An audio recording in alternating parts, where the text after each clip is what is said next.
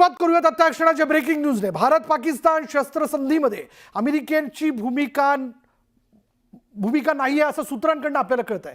10 तारखेला पाक डीजीएमओचा भारताला फोन आला आणि हे देखील सूत्रांकडून आपल्याला कळतंय। घोषणा करण्यापूर्वी ट्रम्प यांनी भारताला विश्वासात घेतलं नाही, पाकने हल्ला केल्यास सडेतोड उत्तर देणार अशी मोदींनी भूमिका जी आहे ती स्पष्ट केल्याचं सूत्रांकडून आपल्याला कळतंय।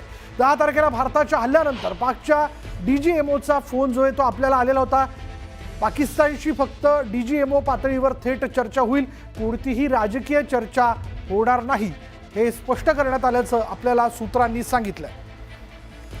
आता क्षणाची मोठी बातमी आपण बघतोय की भारत पाकिस्तान युद्धामध्ये डोनाल्ड ट्रम्प म्हणजे अमेरिकेचे राष्ट्राध्यक्ष डोनाल्ड ट्रम्प यांची कोणत्याही प्रकारची मध्यस्थी नसून खुद्द पाकिस्तानच्याच डीजीएमओचा भारताला फोन आलेला होता।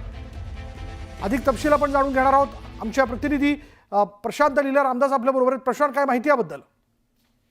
महत्वाचं म्हणजे ज्या पद्धतीने माहिती मिळते की या संपूर्ण शस्त्रसंधीमध्ये अमेरिकेचा कुठलाही हस्तक्षेप नव्हता अशा प्रकारची माहिती प्राप्त झाली आहे। भारताची स्पष्ट भूमिका होती, जेही चर्चा होईल ती डीजीएमओच्या माध्यमातून होईल आणि जोपर्यंत ही संपूर्ण चर्चा शिरावत नाही तोपर्यंत कुठलीही राजकीय देखील चर्चा होणार नाही असं स्पष्ट करण्यात आलं होतं।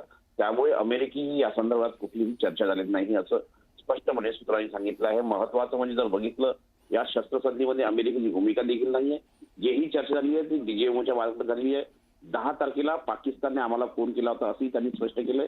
दुपारी 1 वाजता हा फोन आला होता, पण डीजीएमओ बैठकांमध्ये व्यस्त असल्याने भारताच्या वतीनं 3:35 त्यांना उत्तर देण्यात आलं।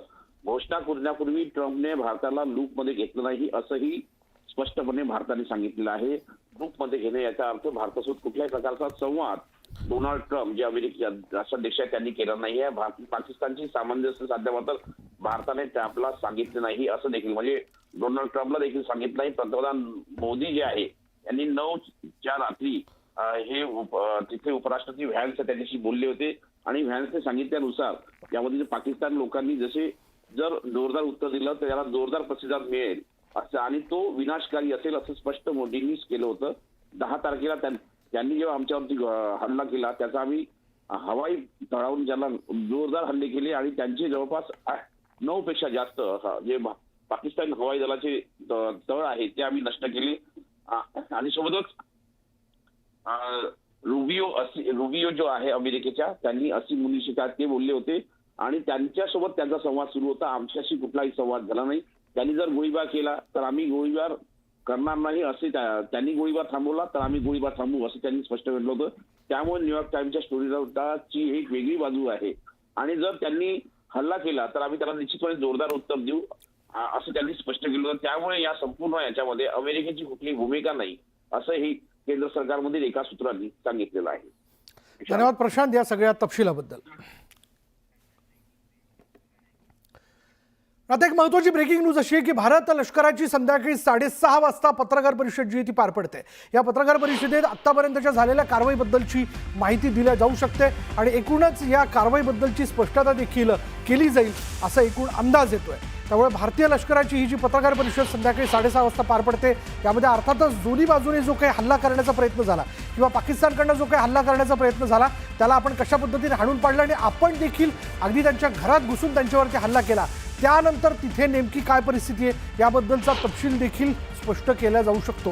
तर बऱ्याच वेळेस केलेल्या हल्ल्याबद्दल झालेलं नुकसान याबद्दलचं स्पष्टीकरण पाकिस्तान स्वतःहून कधीच देत नाही। अर्थात त्याला या बाबतीत कमीपणा वाटतो आणि कशा पद्धतीने आपला पराभव भारतीय सैन्याने केला हे सांगण्याची देखील अर्थात त्यांच्यावर नामुष्की असते। म्हणून आज लष्कराची संध्याकाळी 6:30 वाजता पार पडणारी पत्रकार परिषद ही महत्त्वाची म्हणावी लागेल।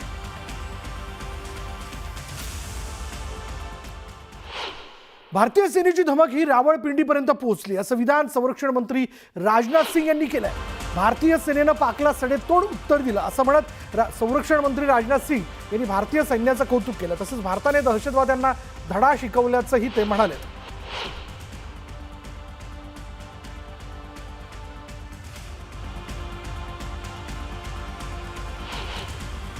भारतीय सेना ने शौर्य और पराक्रम के साथ साथ संयम का भी परिचय देते हुए पाकिस्तान के अन्य ठिकानों पर भी प्रहार करके करारा जवाब दिया है। हमने केवल सीमा से सटे सैन्य ठिकानों पर ही नहीं कार्रवाई की, बल्कि भारत की सेनाओं की धमक उस रावलपिंडी तक सुनी गई जहां पाकिस्तानी फौज का हेडक्वार्टर मौजूद है। ऑपरेशन सिंदूर सिर्फ एक सैन्य कार्रवाई भर नहीं है, बल्कि भारत की राजनीतिक, सामाजिक और सामरिक इच्छा शक्ति का प्रतीक है। यह ऑपरेशन आतंकवाद के खिलाफ भारत की दृढ़ इच्छा शक्ति का और सैन्य शक्ति की क्षमता और संकल्प शक्ति का भी प्रदर्शन है। हमने दिखाया है, भारत आतंकवाद के खिलाफ जब भी कोई कार्रवाई करेगा तो आतंकवादियों और उनके आकाओं के लिए सरहद पार की जमीन भी सुरक्षित नहीं रहेगी। भारतीय सेनाओं ने ऑपरेशन सिंदूर को पाकिस्तान में मौजूद आतंकी ढांचा ढहाने के उद्देश्य से लॉन्च किया था। हमने उनके आम नागरिकों को कभी निशाना नहीं बनाया था, मगर पाकिस्तान ने न केवल भारत के नागरिक इलाकों को निशाना बनाया, बल्कि मंदिर, गुरुद्वारा, गिरजाघर पर भी हमले करने का प्रयास किया। ब्रह्मोस मिसाईलची ताकद काय आहे हे पाकिस्तानला विचारा। ऑपरेशन सिंदूरमध्ये भारतीय सेनेनं ब्रह्मोस मिसाईल वापरल्याचा दावा योगी आदित्यनाथ यांनी केला आहे। पाकिस्तानवर हल्ला करण्यासाठी ब्रह्मोस मिसाईल वापरल्याचा दावा पाकिस्ताननं केला आणि दरम्यान योगी आदित्यनाथ यांच्या विधानानंतर याला अधिकच बळ मिळालं। ब्रह्मोस मिसाइल क्या होती है, अभी आपने ऑपरेशन सिंदूर के अंदर इस मिसाइल के पराक्रम की एक झलक देखी होगी, और नहीं देखी होगी तो कम से कम पाकिस्तान वालों से पूछ लेना चाहिए कि ब्रह्मोस मिसाइल की ताकत क्या है।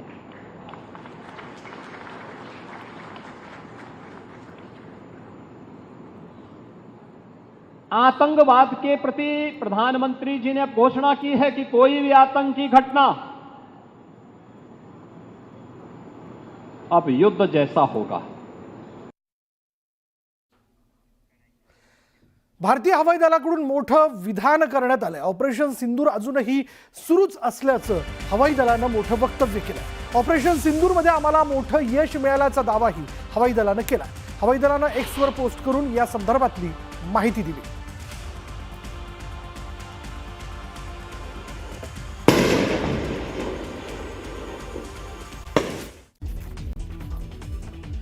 भारतीय सेनेची धमक रावळपिंडीपर्यंत पोहोचली। ऑपरेशन सिंदूरवर संरक्षण मंत्री राजनाथ सिंह यांचं विधान। भारतीय सेनेनं पाकला सडेतोड उत्तर दिल्याची ही माहिती।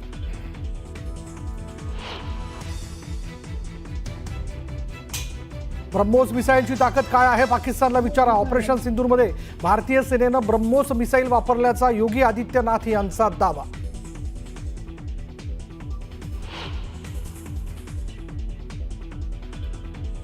ऑपरेशन सिंदूर अजून संपलेलं नाही। ऑपरेशन सिंदूर अजून सुरूच राहणार। भारतीय वायुदलाकडून अधिकृत भूमिका स्पष्ट।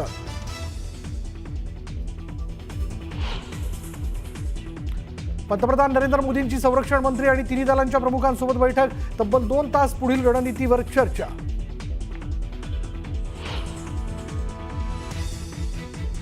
विरोधी पक्षनेते राहुल गांधींचं पंतप्रधान नरेंद्र मोदींना पत्र। ऑपरेशन सिंदूर आणि पहलगाम हल्ल्यावर चर्चेसाठी संसदेचं विशेष अधिवेशन बोलावण्याची मागणी।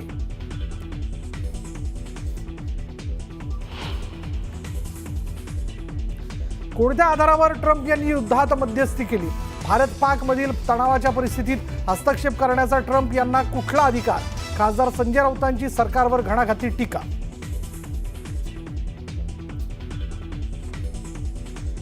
युद्धजन्य परिस्थितीतून माघार घेण्याची काही गरज नव्हती, तर पाकिस्तानचे तुकडे करणारे आता गेले कुठे? संजय राऊतांचा सरकारवर हल्लाबोल।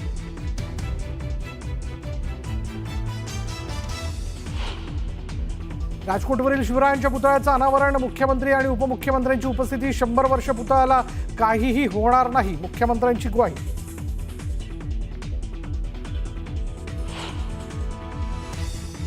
भारतीय लष्कराची थोड्याच वेळात पत्रकार परिषद। पत्रकार परिषदेकडे जगाचं लक्ष।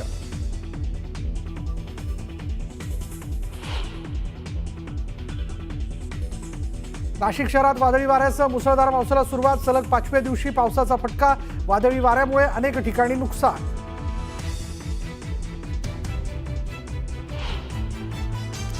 17 मे पासून IPL सुरू होण्याची शक्यता। भारत पाकिस्तान तणावामुळे IPL केलं होतं स्थगित।